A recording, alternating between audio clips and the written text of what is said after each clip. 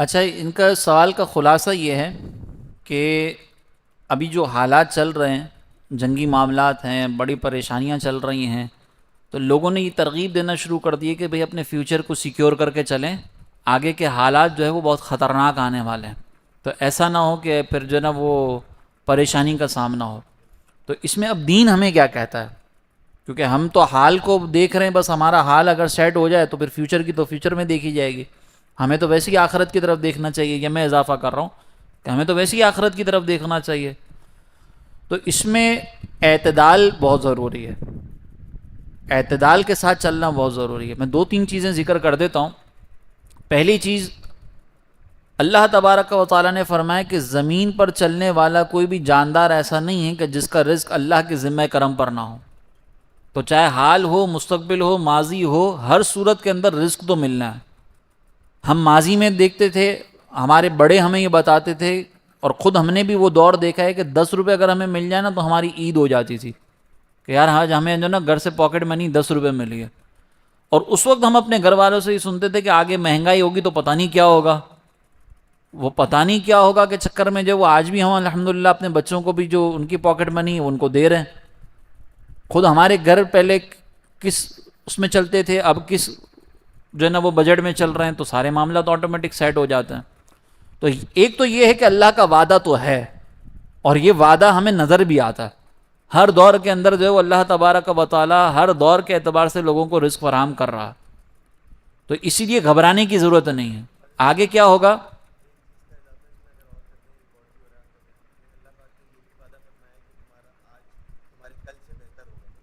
میں وہ عرض کر دیتا ہوں۔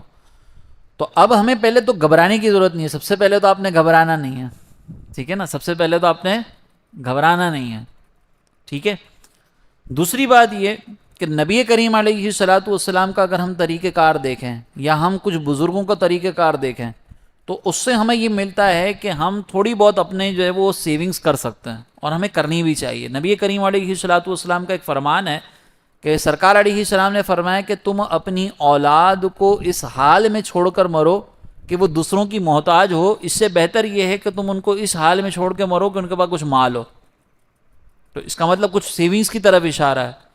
خود نبی کریم علیہ الصلاۃ والسلام کا انداز اگر ہم دیکھیں تو توکل میں سرکار علیہ الصلاۃ والسلام جیسا کمال کسی کا نہیں ہو سکتا، ہو ہی نہیں سکتا، لیکن اس کے باوجود سرکار علیہ الصلاۃ والسلام اپنے گھر والوں کے لیے 1 سال کا غلہ جو ہے وہ جمع کر کے ان کو دے دیا کرتے تھے کہ پورے سال کا غلہ آپ کے لیے موجود ہے۔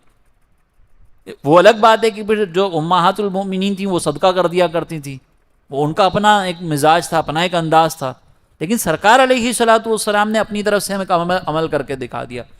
اسی طریقے سے جنید بغدادی رحمۃ اللہ تعالی علیہ، غالباً انہی کے یہ واقعہ ہے کہ جب ان کے وصال کا وقت آیا تو انہوں نے جو ہے وہ اپنے قریب میں جو لوگ بیٹھے ہوئے تھے ان کو جو ہے وہ اپنے تکیے کے نیچے سے کچھ دینار نکال کر دیے، کچھ دراہم نکال کر دیے، اور کہا کہ جاؤ ان کو صدقہ کرو۔ تو لوگوں نے کہا کہ حضرت آپ ہمیں تو بڑا کہتے تھے کہ جو نا وہ دنیا سے دل نہیں لگانا چاہیے، ہمیں تو بڑا سمجھاتے تھے، یہ کیا معاملہ ہے؟ آپ نے خود اپنے پاس یہ دراہم رکھے ہوئے۔ تو انہوں نے کہا کہ یہ دراہم میں نے اس لیے رکھے ہوئے تھے کہ تاکہ شیطان مجھے کبھی یہ وسوسہ ڈالے کہ تیرے ساتھ آگے کیا ہوگا، تو کیسے کھائے گا، تیرے رزق کا بندوبست کیسے ہوگا، تو میں شیطان کو یہ جواب دے سکوں کہ نیچے تکیے کے نیچے جو دراہم ہے نا وہ مجھے کافی ہو جائیں گے، میں اپنا معاملات دیکھ لوں گا۔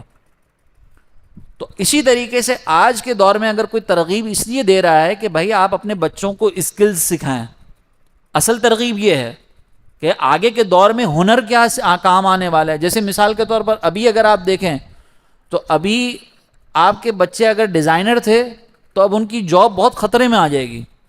کیوں؟ کیونکہ اگر ایک کلک کے اوپر، ایک پرامپٹ کے اوپر اے آئی پورا پوسٹر تیار کر کے دے دیتا ہے، یوٹیوب کا ایک تھم نیل تیار کر کے دے دیتا ہے، تو ڈیزائنر کی ضرورت کیا رہے گی؟ لیکن آپ کہیں کہ نہیں میں اپنے بچوں کو ڈیزائننگ ہی سکھاؤں گا، میرے بچے تو جو ہے نا وہ ایڈوب فوٹو شاپ ہی استعمال کرنا سیکھیں گے تو ہی وہ کامیاب ہوں گے۔ بھائی اب نہیں ہوں گے وہ کامیاب، مطلب اسباب کے اعتبار سے، اسباب کی دنیا دیکھیں تو اگر وہ ابھی 10 سالوں کے بعد بھی یہی سیکھے ہوئے ہوں گے، اس سے آگے کچھ نہیں سیکھے ہوں گے، تو کامیاب نہیں ہوں گے۔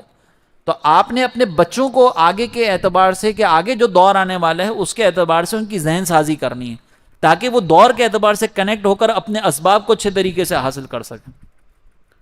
تو اللہ پر توکل ہمیں کامل رکھنا ہے کہ رزق دینے والی ذات اللہ کی ہے، لیکن دنیاوی اسباب کو اختیار کرنے کے بعد. اور یہ دنیاوی اسباب کو اختیار کرنا کوئی دنیا سے محبت کرنا نہیں ہے، یہ دنیا سے محبت کرنا نہیں ہے. میں آپ کو اس کی ایک ایگزامپل دیتا ہوں کہ نبی کریم علیہ الصلوۃ والسلام کی بارگاہ میں آ کر علم دین حاصل کرنے سے زیادہ بڑا شرف کوئی ہو سکتا ہے؟ یقیناً نہیں ہو سکتا. سوال ہی پیدا نہیں ہوتا کہ مجلس سے مصطفیٰ میں حاضر ہو. اب حضرت عمر رضی اللہ تعالیٰ عنہ کا طریقہ کار ہم دیکھتے ہیں کہ انہوں نے اپنے ساتھ ایک دوست کو مقرر کیا تھا، اور ان کے آپس میں ترکیب یہ تھی کہ ایک دن آپ سرکار علیہ الصلوۃ والسلام کی بارگاہ میں حاضر ہو کر دین سیکھیے گا، اور میں بازار میں جا کر کاروبار کروں گا.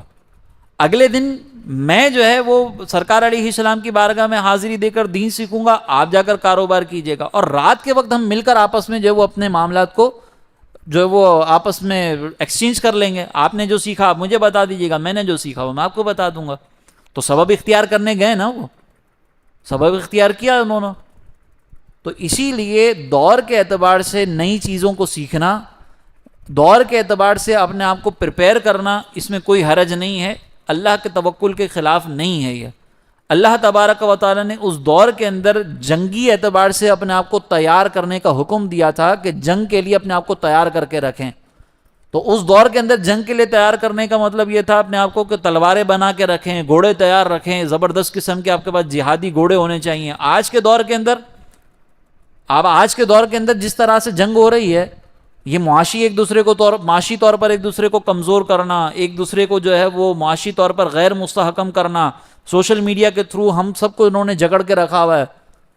اب ہم لوگ یہ کہیں کہ نہیں یار ہمیں سوشل میڈیا جیسی نحوست کے اوپر تو آنا ہی نہیں چاہیے. بھائی آپ نہیں آئیں گے تو آپ کے لوگوں کو وہ کھا جائیں گے. اسی طریقے سے اے آئی کے اندر اگر آپ اے آئی نہیں سیکھیں گے، آپ جدید دور کے تقاضوں کے مطابق اپنے آپ کو تیار نہیں کریں گے، تو آپ دشمن کا مقابلہ نہیں کر سکتے. اب آنے والی جنگ جو ہے وہ ٹیکنالوجی کی بنیاد پر لڑی جائے گی، تو ہمیں اسی کو دیکھنا ہوگا.